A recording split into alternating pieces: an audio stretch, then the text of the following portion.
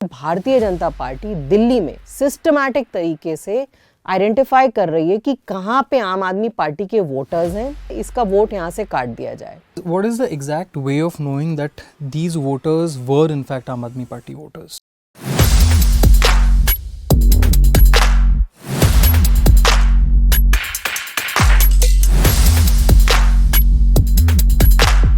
सिर्फ शहादरा में 11,018 लोगों के नाम दिए गए हैं। लगभग 75% लोग वहीं के वहीं हैं, ना तो वो भगवान को प्यारे हुए, ना वो वहां से शिफ्ट हुए हैं। The Chief Minister has been to prison, the Deputy Chief Minister has been to prison, Mr. Kailash Gehlot exited, Ram Nivas Goyal stepped away from active politics. Is the Aam Aadmi Party in crisis?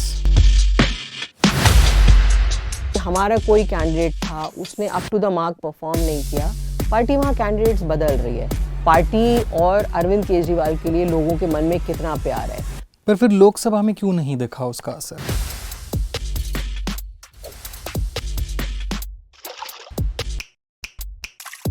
Welcome to the Quint and Quint Hindi. और बड़ी बड़ी बातें पर आपका स्वागत है। बड़ी बड़ी बातें, छोटे छोटे लोग। बड़ी बड़ी बातें। You know, every Aam Aadmi Party leader says this, that they're छोटे छोटे लोग. But are they really? So elections are coming, and it's been almost a decade, over a decade of the Aam Aadmi Party in power in Delhi now. Yes. क्या है आपके हिसाब से सबसे बड़ा challenge for the party this time? इस बार main challenge ये रहा है कि हमें पूरे 5 साल नहीं मिले काम करने के लिए। एक तरीके से देखा जाए, एक बड़ा पीरियड ऐसा था जिसमें हमारे जो पूरे शीर्ष नेता थे उनको जेल के अंदर डाला गया था। एक समय ऐसा भी था जिसमें भारतीय जनता पार्टी ने एलजी ऑफिस के थ्रू बहुत कामों को रोकने की कोशिश की। तो उस वजह से बहुत सारे ऐसे काम जो हम करना चाहते थे इस बार नहीं कर पाए। बट फिर भी हमने जो काम किया है 10 सालों में भी, इन सब रुकावटों के बावजूद, रोड़ों के बावजूद, वो काम दिल्ली की जनता को बहुत पसंद है और इसी काम की वजह से वो इस बार फिर से चौथी बार अरविंद केजरीवाल जी को मुख्यमंत्री बनाएगी। When a party like the Aam Aadmi Party comes up with allegations of vote rigging or deletion of voters, it is a huge deal. And more than the Bharatiya Janata Party or any central party involved, it really questions the integrity of the Election Commission of India. Could you explain once again what exactly is the Aam Aadmi Party alleging when it comes to claims of deletion of voters? हमारे पास किसी whistle blower ने ये information भेजी कि किस तरह से Bharatiya Janata party Delhi में सिस्टमैटिक तरीके से आइडेंटिफाई कर रही है कि कहाँ पे आम आदमी पार्टी के वोटर्स हैं। उन एरियाज में जाके वो लोग फॉर्म 7 होता है, उसमें लिखा जाता है कि फलाना ईश्वर जो है इस पते पे नहीं रह रहा है, इसका वोट यहाँ से काट दिया जाए। तो वो सारे एरियाज जहाँ पे कोर आम आदमी पार्टी का वोटर है, वो एरियाज को आइडेंटिफाई किया गया, वो फॉर्म्स भरे गए और बहुत भारी तादाद में वो फॉर्म्स इलेक्शन कमीशन को सबमिट किए गए। एक शहादरा से हमें इंफॉर्मेशन मिली कि शहादरा में सिर्फ शहादरा में 11,018 लोगों के नाम दिए गए हैं। वो सारे फॉर्म्स किसी ने हमको दिए, किसी विसिल ब्लोअर ने। फिर हमने, अब 11,000 लोगों के लिए एकदम से हमारे लिए पॉसिबल नहीं था कि हम उनको रीच आउट करें। हमने रैंडमली उसमें से 500 लोग सेलेक्ट किए, उनके फ़ोन नंबर्स हमने ट्रेस करी, उनको फ़ोन किया, उनसे जाके मिले। तो है कि लगभग 75% लोग वहीं के वहीं हैं, ना तो वो भगवान को प्यारे हुए, ना वो वहाँ से शिफ्ट हुए हैं। तो उन लोगों का वोट गैर कानूनी तरीके से डिलीट करने के लिए अर्जी दी गई है। और ये तो अभी हमने सिर्फ खुलासा एक विधानसभा का किया है, ऐसी हमारे पास 20 विधानसभा का इन्फॉर्मेशन है। धीरे धीरे हम वो भी जनता के सामने रखेंगे। What is the exact way of knowing that these voters were in fact Aam Aadmi Party voters? तो वो तो बहुत आसान है। आप पिछले बार का वोट रिजल्ट देख लीजिए, आप बूथ लेवल डेटा आपको मिल जाएगा कि प्रिडोमिनेंटली ये बूथ किसने जीता था। ये सारा इलेक्शन कमीशन की वेबसाइट पे होता है, वो आप देख सकते हैं आराम से कि आम आदमी पार्टी ने जीता था ये बूथ या ये भारतीय जनता पार्टी ने जीता था। और जो हमने पाया है कि अधिकतर जिन वोटर्स का डिलीशन के लिए सबमिशन हुआ है वो वही बूथ्स हैं जो आम आदमी पार्टी ने जीते थे पिछले चुनाव में। 11,000 is a very huge number. Election commission का रिस्पांस कैसा रहा है इस मामले में अभी तक? मीडिया के माध्यम से कुछ रिपोर्ट्स आई थी, वो उसमें इलेक्शन कमीशन इस बात को एक्सेप्ट करने के लिए तैयार नहीं था। ये आप देखिए, कई सारी विधानसभा ऐसी हैं जो 5 या 6 हज़ार वोट्स पे हार या जीत होती है, और अगर 11,000 वोट एक विधानसभा से काट दिए जाएं, which is almost 6% of the total number of votes, तो फिर तो चुनाव करवाने का कोई मतलब ही नहीं रहा ना। आप इतने तादाद में वो विधानसभा आप आइडेंटिफाई करिए जो आम आदमी पार्टी ने कम मार्जिन से मान लीजिए जीती हो, वहां पे आप आम आदमी पार्टी के ही कोर वोट्स को आप कटवा दीजिए, तो आप सीधे सीधे वो विधानसभा जीत ही जाएंगे, तो आपको चुनाव करवाने की क्या जरूरत है।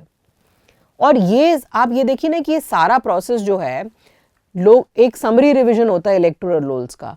तो अभी जब दिल्ली में लोकसभा इलेक्शन हुए, उससे पहले पूरे रोल्स रिवाइज हुए, फिर विधानसभा से पहले 28 अक्टूबर को रोल्स रिवाइज हुए, वो लिस्ट सबमिट हो गई। उसके बाद इतनी तादाद में वोट क्यों कटवाए जा रहे हैं?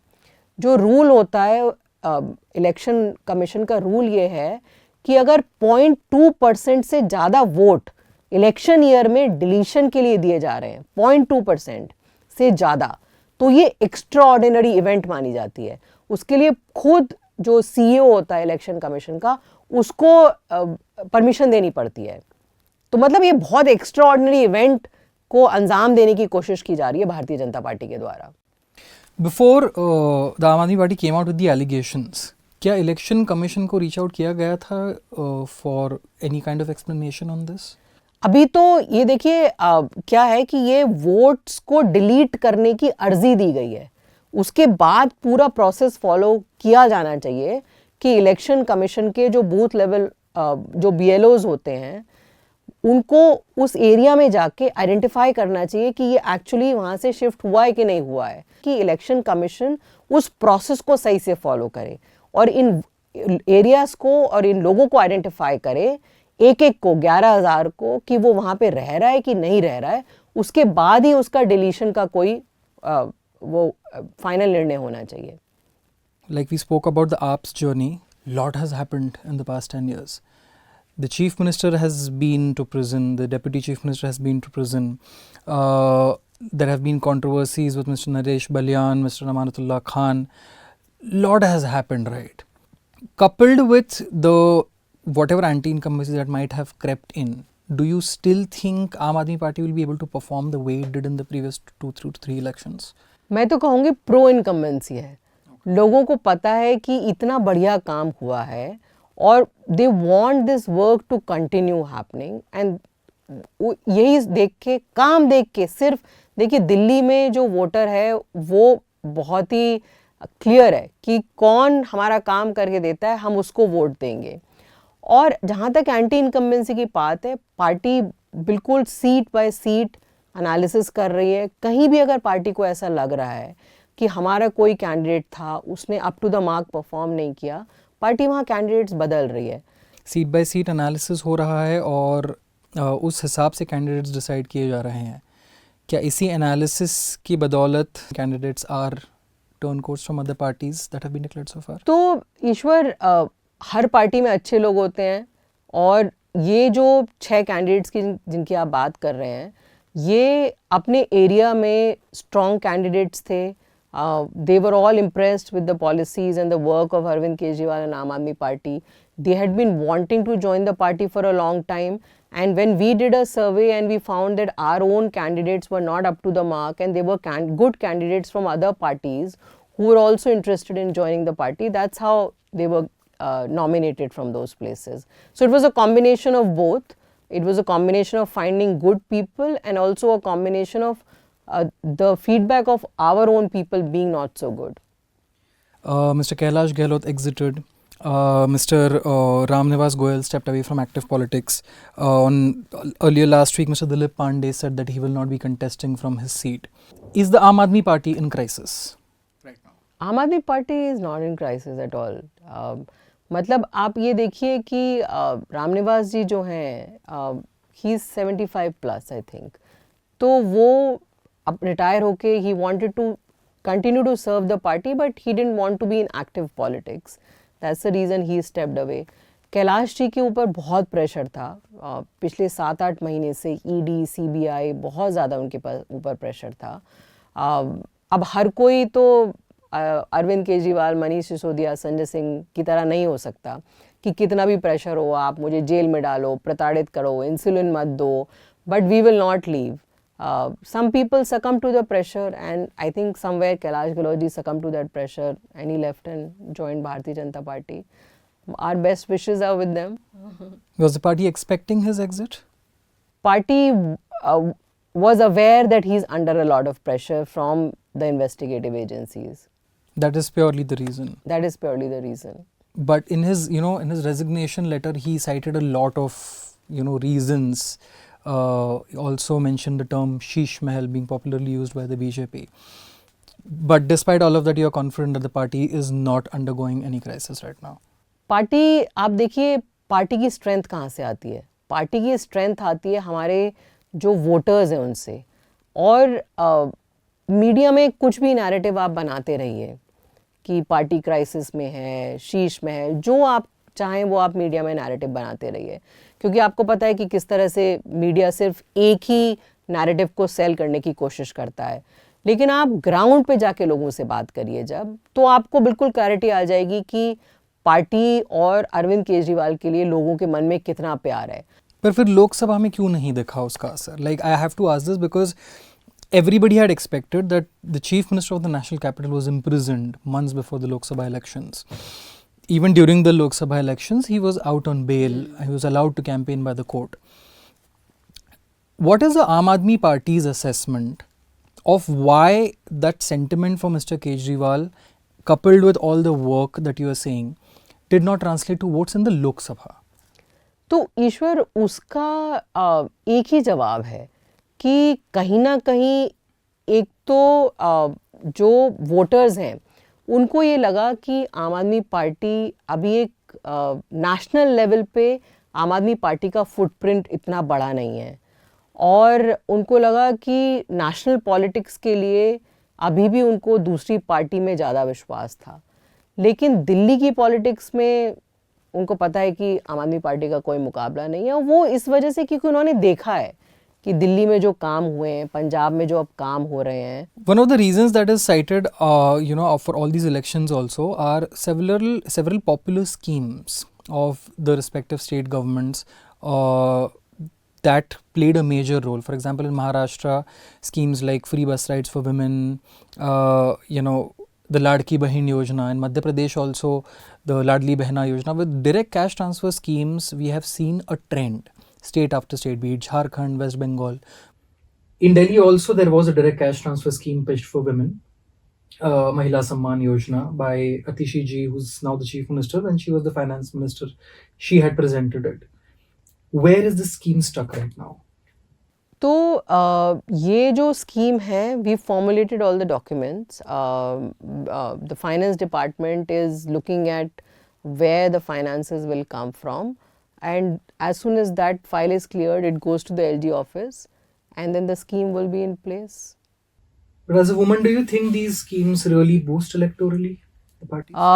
तो जो दिल्ली में हमारी सबसे पॉपुलर प्रोग्राम है, that is the free bus ride for women, and we recently completed 5 years of the pink ticket. अधिकतर लोगों को समझ में नहीं आएगा कि वो पिंक टिकट कितना महत्वपूर्ण होता है, लेकिन अगर आप किसी गरीब तबके की महिलाओं से बात करेंगे या यंग गर्ल से आप बात करेंगे, वो आपको बताएंगे कि एक तो उनकी एम्प्लॉयमेंट अपॉर्चुनिटीज़ कई गुना बढ़ जाती हैं, दूसरा एक जो एस्पेक्ट हम लोग मिस कर जाते हैं वो महिलाओं का रिक्रिएशन का एस्पेक्ट होता है. To my mind this pink ticket scheme of Aam Aadmi Party has been one of the most pioneering schemes. इससे ना सिर्फ महिलाओं का लेबर फोर्स पार्टिसिपेशन बढ़ा है, महिलाएं जो हैं कॉलेज जब अटेंड करती हैं, जो हमारी यंग स्टूडेंट्स हैं, उन्होंने बोला है कि अब हम कॉलेज अटेंड करने में हमें आसानी होती है. तीसरा, number of women in public spaces has increased, which in turn leads to more women's safety and security. तो ये एक बहुत ही वेल राउंडेड स्कीम है. जो महिलाओं को डायरेक्ट कैश ट्रांसफ़र वाली स्कीम है, इस पे आपको 1000 इंटरनेशनल पॉलिसी डॉक्यूमेंट्स मिल जाएंगे.